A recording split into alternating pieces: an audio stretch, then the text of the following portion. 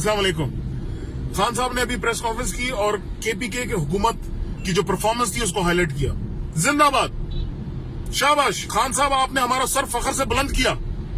आप 20 साल से कह रहे हैं कि कोई कौम इंसानों पे खर्च किए बगैर तरक्की नहीं कर सकती, और आपने अपनी 5 साल की हुकूमत में यह साबित किया कि आप इंसान से प्यार करते हैं, इस कौम से प्यार करते हैं, इस कौम में रहने वाले लोगों से प्यार करते हैं, और आपने इंसान पे खर्च किया। भाइयों, ये समझो, ये 70 साल का गन था जिसको खान ने एज ए चैलेंज लिया, वरना 13 के इलेक्शन में तो हमारे के बाद तमाम दोस्तों ने मना किया कि केपीके हुकूमत मत लें, सबसे प्रॉब्लम्स वाला सूबा है, खराब होंगे आप। लेकिन Khan is a corner tiger, you know, वो कहते हैं नेवर से नेवर। खान साहब कभी पीछे नहीं हटता। खान साहब ने एज ए चैलेंज लिया और उसने साबित किया कि वो स्टेटस को के सामने खड़ा हो सकता है, उसके खिलाफ जंग लड़ सकता है, इस अवाम को उसके हकूक दिला सकता है।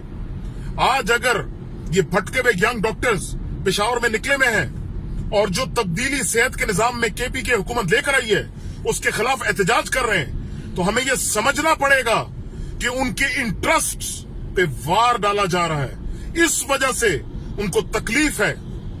बताया ना खान साहब ने कि अंदाजा लगाओ कि जो पेशावर का सबसे बड़ा हॉस्पिटल है लेडी रीडिंग, उसके अंदर एक सीटी स्कैन मशीन काम नहीं कर रही, और लेडी रीडिंग अस्पताल के बाहर 21 जो है वो सीटी स्कैन मशीनें काम कर रही हैं। मतलब अस्पताल से अवाम को सहूलत नहीं मिल रही और उन्हीं लोगों ने बाहर अपनी मशीनें लगा के अवाम को लूट रहे हैं। तो भाई, इस निजाम को तब्दील करने के लिए हिम्मत चाहिए, इस्तिकामत चाहिए, हौसला चाहिए, जो कि सिर्फ तहरीक इंसाफ में है, सिर्फ खान साहब में है। पटवारियों की बातों में मत आओ, ये लुटेरों के पैरोकार हैं।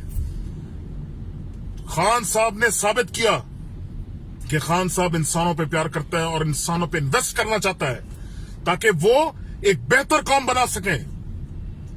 खान साहब, you are the only hope. जिंदाबाद।